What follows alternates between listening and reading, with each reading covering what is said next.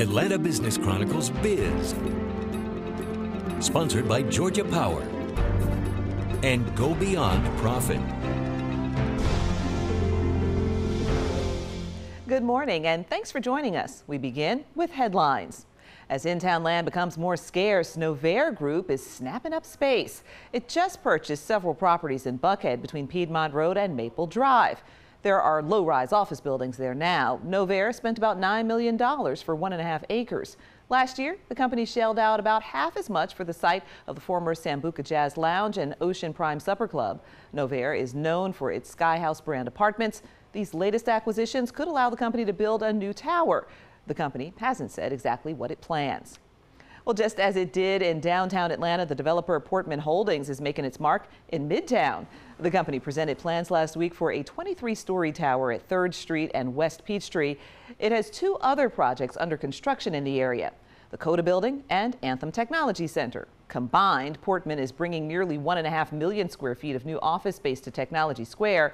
It says companies have shown they're interested in relocating to Midtown.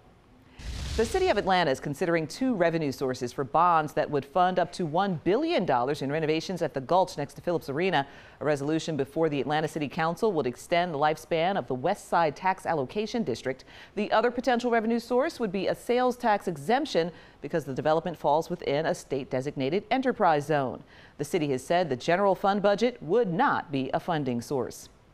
Robins Air Force Base and the University of North Georgia will be major beneficiaries for the nation's latest defense spending plan. President Donald Trump signed off on the 2019 Defense Authorization Act. It gives the Air Force Base in Warner Robins a new mission and authorizes the Pentagon to establish cyber institutes at colleges and universities across the country, with a preference for the nation's 6 senior military colleges. That includes the University of North Georgia. By the way, the size of that defense spending package, $717 billion. If you found yourself at the Home Depot this spring, you're not alone. The company's second quarter financials showed customers made more trips to the home improvement giant and spent more money while they were there. Between May and July, Home Depot rang up $31 billion in sales. Its second quarter profit was $3.5 billion. The company calls the uptick a rebound from the previous quarter's lackluster results. Home Depot also raised its sales and profit outlook for the year. More than 300 McDonald's across the state are getting a fast food facelift. The chain will spruce up dining rooms and add high-tech touches, including self-order kiosks and designated parking spots to let you pick up and pay for mobile orders. The renovations to Georgia restaurants will run about $170 million. It's part of McDonald's $6 billion upgrade nationwide. The renovations should be completed by 2020.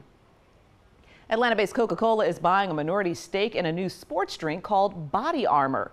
Financial terms were not disclosed. The drink's co-founder also launched Vitamin Water and Smart Water, which Coke bought about 10 years ago. Body Armor has the support of a number of athletes, including former Los Angeles Lakers star Kobe Bryant. Analysts say the deal could help Coke better compete with Pepsi's Gatorade. In its latest financial report, Coke noted that consumers seem to be having a growing thirst for water and other healthy drinks.